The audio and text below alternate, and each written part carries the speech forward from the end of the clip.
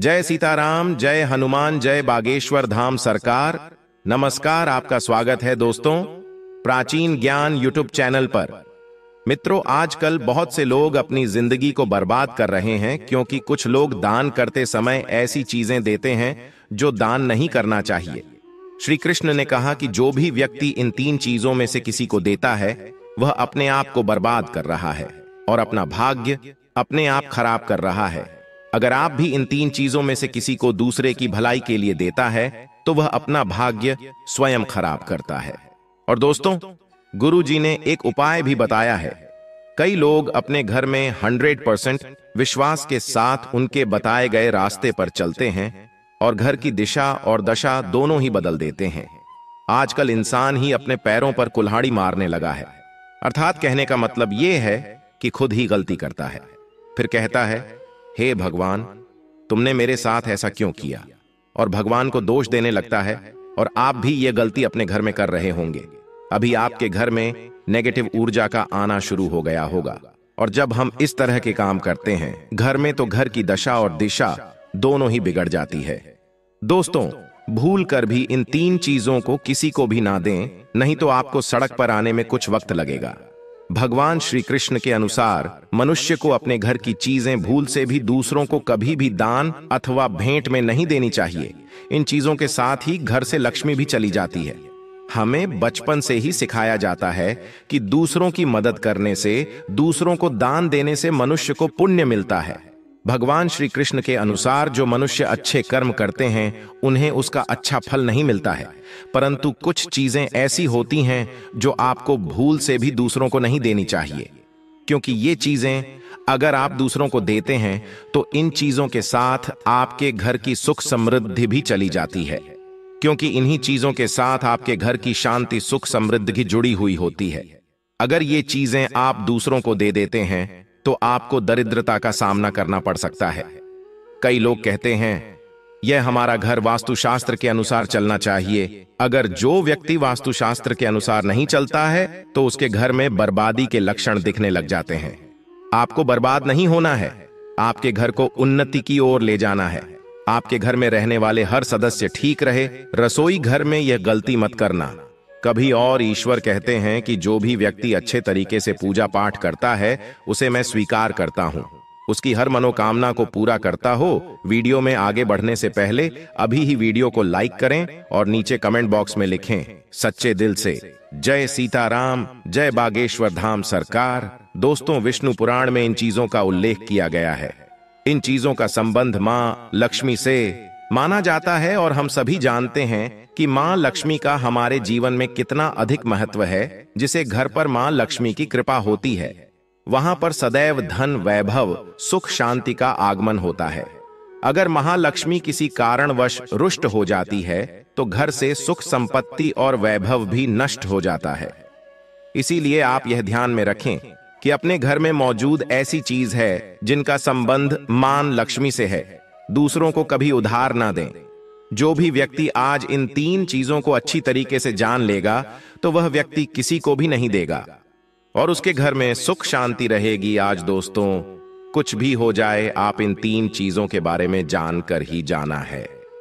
व्यक्ति चाहता है कि उसके जीवन में सुख शांति बनी रहे और घर पर धन का अभाव न रहे, लेकिन केवल मेहनत करने से व्यक्ति की यह चाहत पूरी नहीं होती है। कई बार ऐसा होता है, आमदनी अच्छी होने और खूब मेहनत करने पर भी घर पर धन का अभाव बना रहता है। कि उसका कारण है जाने अनजाने में हुई गलती। शास्त्रों में ऐसी कई नीतियों के बारे में बताया गया है जिसका पालन करने पर जीवन की कई समस्याएं दूर हो जाती है। दोस्तों, इन नीतियों का अनुसरण करने पर घर परिवार में सदैव खुशहाली बनी रहती है और मां लक्ष्मी की कृपा से कभी पैसों की कमी नहीं रहती है। गरुड़ पुराण, जो कि हिंदू धर्म का महत्वपूर्ण ग्रंथ माना जाता है, इसमें ऐसी कई बातों का उल्लेख मिलता है जो कि गरीबी और दरिद्रता का कारण बनती है। अगर आप इन कामों को करते हैं तो आज ही से छोड़ दें, वरना कई तरह की परेशानियां झेलनी पड़ सकती हैं। अब यहाँ पर कुछ दोस्त ऐसे भी होंगे जो हमारी बातों को हल्के में लेंगे क्योंकि उन्हें वास्तुशास्त्र का ज्ञान नहीं है। इस पर एक कहावत भी प्रचलित है कि बंदर क्या जाने, अदरक का स्वाद। अर्थ यह है कोई भी व्यक्ति वास्तुशास्त्र के बारे में नहीं जानता है तो फिर इन उपायों में या वीडियो देखने पर विश्वास ही नहीं करता है। इसलिए सही सटीक जानकारी के साथ में जानने के लिए इस वीडियो से जुड़ जाना। दोस्तों, आपके पास अभी जितने भी काम है उनको साइड में रख दीजिए। ध्यानपूर्वक जो आपको बताया जा रहा है उसे देखिए और सुनिए। ये सबसे पहली चीज है पत्नी के गहने। दोस्त, स्त्रियों के आभूषणों को मां लक्ष्मी का प्रतीक माना जाता है। सुंदर आभूषणों से सुशोभित स्त्री मां लक्ष्मी के प्रतिबिंब की तरह दिखाई देती है। इसलिए जब भी हम गहने खरीदते हैं तो सबसे पहले मां लक्ष्मी के सामने रखकर उनकी पूजा करते हैं और इसके बाद ही उन्हें पहनते हैं। घर की स्त्रियों को घर की लक्ष्मी माना जाता है। उनके गले में आभूषणों का होना सुख समृद्धि को दर्शाता है। इसलिए अपने पत्नी के गहने कभी किसी को उधार में या दान में या दूसरों को इस्तेमाल के लिए कभी देने नहीं चाहिए। खासकर सुहागिन महिलाएं अपना मंगलसूत्र, पायल और बिछिया कभी किसी अन्य महिला को इस्तेमाल के लिए न दें। इससे घर की बरकत और भाग्य भी उन गहनों के साथ चला जाता है और माता लक्ष्मी अत्यंत रुष्ट हो जाती है। इसलिए अपने घर में सुख समृद्धि बनाए रखने के लिए इन गहनों को दूसरों को इस्तेमाल करने के लिए ना दें। दोस्तों, कई महिलाएं तो ऐसी भी होती हैं जो कि अपने गहने पसंद नहीं आती हैं और दूसरी महिला के गहने की शैली और बनावट पसंद आती है, जिसके कारण महिलाएं अपने गहने पहनने के लिए एक दूसरे से बदलाव कर लेते हैं। परंतु दोस्तों, ऐसा करना मतलब है कि आप अपने से मां लक्ष्मी जी को रूष्ट कर रहे हो और घर से बाहर भेजने की तैयारी कर रहे हो, क्योंकि आभूषण या गहने महालक्ष्मी जी का प्रतीक होता है और आपके अपने गहने ही आपको पहनने चाहिए। किसी को भी दूसरे के गहने नहीं पहनने चाहिए। दूसरी चीज है झाड़ू। दोस्तों को झाड़ू जो सफाई के लिए काम आता है, हमारे घर से नकारात्मक ऊर्जा को दूर करता है, उसे मां लक्ष्मी का प्रतीक माना जाता है। ऐसा माना जाता है कि झाड़ू में मां लक्ष्मी का निवास होता है। इसलिए अपने घर की झाड़ू कभी किसी को उधार में या उपयोग के लिए ना दें। अगर झाड़ू खराब हुई है तो उसे किसी प्रवाहित जल में बहा दें, लेकिन उसे किसी को उधार में न दें या कचरे में न फेंकें, क्योंकि अगर आपके घर की झाड़ू कोई दूसरा उपयोग करता है तो इसका असर आपके घर की सुख शांति पर पड़ता है। इसके साथ यह भी बात ध्यान में रखें कि दूसरों के घर की झाड़ू का अपने घर में कभी प्रयोग ना करें, क्योंकि ऐसा करने से उनके घर की नकारात्मक ऊर्जा आपके घर में आ सकती है। आपको हमेशा झाड़ू को छिपा कर रखना चाहिए। इसे ऐसी जगह रखें जिससे बाहर से आने वाले व्यक्ति की नजर इस पर न पड़े। यदि आप झाड़ू को खुली जगह पर रखते हैं तो घर में वास्तु दोष लग सकता है। इसके साथ ही आपको टूटी हुई झाड़ू को भी घर से तुरंत बाहर निकाल देना चाहिए। लेकिन आपको इस बात का ध्यान भी रखना चाहिए कि कभी भी झाड़ू को बिस्तर के नीचे नहीं रखना चाहिए और इसे किचन में भी नहीं रखना चाहिए। इससे आपके परिवार के लोगों के बीच लड़ाई, झगड़ा, विवाद हो सकते हैं। आपको इस बात का ध्यान रखना चाहिए कि झाड़ू पर कभी पैर नहीं लगाने चाहिए। यदि आप झाड़ू को पैर लगाते हैं तो यह माता लक्ष्मी का अपमान करने के समान होता है। झाड़ू इधर उधर रखने से घर में वास्तु दोष हो सकता है और आपको आर्थिक हानि भी हो सकती है। अगर आप घर में झाड़ू रखती हैं तो इसे रखने के सही वास्तु के बारे में जरूर जान लेना चाहिए, जिससे आपकी आर्थिक स्थिति अच्छी बनी रहे हैं और घर में खुशहाली आई। कभी भी आपको घर के किसी भी व्यक्ति के घर से बाहर निकलते ही आपको झाड़ू का इस्तेमाल नहीं करना चाहिए। इससे बाहर जाने वाले व्यक्ति को अपने कार्यों में सफलता नहीं मिलती है। दोस्तों, यही नहीं, यदि आपके घर में नई बहू का आगमन हुआ, बेटियां घर से ससुराल जा रही हों, तब भी आपकी तुरंत झाड़ू नहीं लगानी चाहिए। मान्यता है कि ऐसा करने से आपके घर की लक्ष्मी रूठ सकती है और आपको धन हानि हो सकती है। तीसरी चीज, सूरज डूबने के पश्चात दूध, दही, चावल, नारियल, आटा है। ऐसी सफेद चीजों का दान करना या दूसरों को उधार में देना अशुभ माना जाता है। ऐसा माना जाता है कि सफेद चीजों से बुरी नजर जल्दी लग जाती है। इसलिए सूरज अस्त होने के पश्चात अपने घर की वस्तुएं दूसरों को नहीं देनी चाहिए। इन चीजों को दान करने से आपके घर की सकारात्मक ऊर्जा कम हो सकती है। अगर आप किसी को देना ही चाहते हैं, उन्हें बाजार से खरीद कर दे सकते हैं, परंतु अपने रसोई घर से उठाकर भूल से भी दूसरों को न दें। खासकर नमक तो भूल से भी नहीं देना चाहिए। चौथी बात दोस्तों, मां लक्ष्मी धन की देवी, माँ लक्ष्मी हमारे घर में सदा विराजमान रहे, ऐसा हमें सदा ही प्रयास करना चाहिए, जिससे घर पर महालक्ष्मी की कृपा होती है, वहां पर धन की वृद्धि अवश्य होती है। इसीलिए अगर आपने अपनी पत्नी के पास कोई धन रखा हुआ है तो वह पैसा किसी को उधार में नहीं देना चाहिए। अगर आप किसी को अपनी पत्नी के पास रखा हुआ धन उधार में देते हैं तो आपके घर से लक्ष्मी चली जाती है और भविष्य में आपको पैसे की तंगी का सामना करना पड़ सकता है। खासकर त्योहार एकादशी के दिन अपनी तिजोरी में रखा हुआ धन दूसरों को कभी न दें।